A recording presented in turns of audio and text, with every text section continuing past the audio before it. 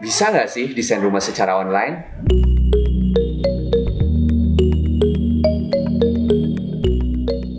Assalamualaikum warahmatullahi wabarakatuh. Jumpa lagi bersama saya Mohresu Subagya. Hari ini kita akan membahas mengenai jawaban-jawaban tentang keraguan customer dalam membeli perencanaan secara online. Ada 8 poin. Apa saja? Mari kita lihat. 8 hal yang menjawab keraguan Anda dalam memesan perencanaan secara online. Oke, sebetulnya di era pandemi ini kita terbiasa mengerjakan segala sesuatu pekerjaan khususnya secara online, mau itu kayak misalnya di pendidikan, mau itu kayak training maupun meeting gitu. Mungkin di beberapa Bapak Ibu sekarang sudah terbiasa melakukannya secara online. Dan di Subart juga kita sudah melakukannya juga secara online. Bahkan untuk perencanaan yang dilakukan secara offline sekalipun, misalnya survei di daerah Bogor misalkan atau Jakarta gitu, pada akhirnya kita lakukan lagi secara online untuk konsultasi. Kenapa? Karena secara konsultasi agak lebih cepat ya, jadi nggak perlu nunggu dulu ketemu gitu. Nah, sehingga lalu untuk apa dong kalau gitu, kalau ketemu secara offline? Biasanya ketemu secara offline itu kita lakukan kalau misalnya mau survei, terus mau meeting bersama dengan beberapa pihak-pihak lain gitu. Jadi kalau misalkan Bapak Ibu punya tanah kosong atau misalkan bangunan renovasi tapinya sudah ada gambar kerja lengkapnya, itu bisa lebih mudah kita lakukan secara online meskipun kita tidak bertemu, seperti itu. Kita akan melayani secara profesional, sehingga apabila pelayanannya profesional, kita juga ada jadwal untuk berkonsultasi. Biasanya kita lakukan dari Senin sampai Sabtu, Senin sampai Jumat jam 8 hingga jam 4 sore, dan Sabtu dari jam 8 hingga jam 1 siang. Itu jadwal yang biasanya profesional kita sudah ada, dan memang jawaban-jawaban yang kita lakukan, biasanya yang kita berikan biasanya kita diskusikan bersama tim internal kita, sehingga jawaban yang kita berikan itu pasti jawaban-jawaban yang terbaik. Jadi kalau misalkan cepat atau tidak itu relatif, karena kita ada beberapa customer juga yang menunggu. Namun kita kalau misalkan sudah berkonsultasi, pasti akan kita berikan yang maksimal baik untuk Bapak atau Ibu. Oke, baik, untuk menjawab yang hal ini, sebetulnya mahal murah dalam segi perencanaan itu relatif. Ada beberapa arsitek yang memang sudah pro banget, itu bisa memiliki nilai yang lebih besar. Kenapa? Karena mungkin dari segi kualitas desain maupun tingkat akurasinya bisa menyelamatkan bangunan Bapak Ibu dari kesalahan bangun, dan memang desainnya sangat mantap dan bermanfaat dan fungsional tentunya. Nah, sehingga dengan demikian kalau misalkan Bapak Ibu berpikir kehilangan 1 hingga 5% dari biaya dari bangunan tersebut cukup mahal, apakah itu lebih mahal dibanding bangunan yang dibangunnya itu salah bangun?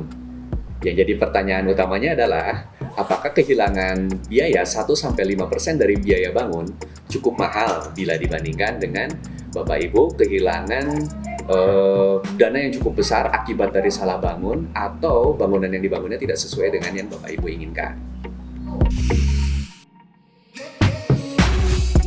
Oke, baik. Untuk menjawab hal ini, sebetulnya untuk jasa ini juga bersifatnya relatif. Namun, sekali lagi, kalau misalkan di Subart kita biasa melakukan deep consultation.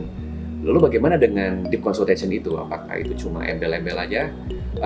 Sebetulnya deep consultation adalah metode konsultasi dengan menggunakan beberapa teknik-teknik komunikasi seperti NLP atau lain sebagainya. Jadi di sini kita akan menggali informasi lebih dalam mengenai drive-nya Bapak Ibu, sehingga Bapak Ibu bisa memperoleh desain yang benar-benar Bapak Ibu inginkan. Jadi mungkin ada beberapa klien di luar sana yang bahkan masih belum tahu gitu, kira-kira ini sebenarnya pengennya gimana, atau bahkan kayak debat antara suami dengan istrinya gitu. Nah, itu mungkin masih bisa kita sedikit bantu dengan beberapa teknik deep consultation. Lalu yang berikutnya, bagaimana caranya kita meminimalisir kesalahannya nih, misal udah bagus nih di konsultasinya. Nah, untuk produknya pun kita melakukan 3 kali pengecekan. Jadi dari mulai presentasi internal, dari mulai checking sama RAB, dan bahkan sampai pada saat pengiriman kita melakukan 3 kali. Jadi untuk meminimalisir hal tersebut, kita melakukannya dari 2 hal tadi ya. Yang pertama dari deep consultation, dan yang kedua dari quality checking. Mungkin seperti itu.